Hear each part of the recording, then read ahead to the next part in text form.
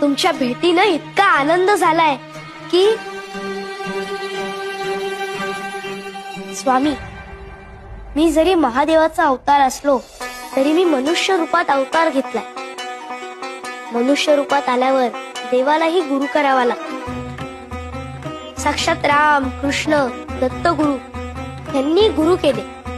ते गुरुला शरण दिले. मलाही माझ्या गुरूंना शरण जायचं.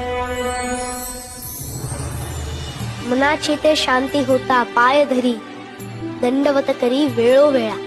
वेळोवेळा गुरुसी करी नमस्कार, बोलत सखया तारा स्वामी.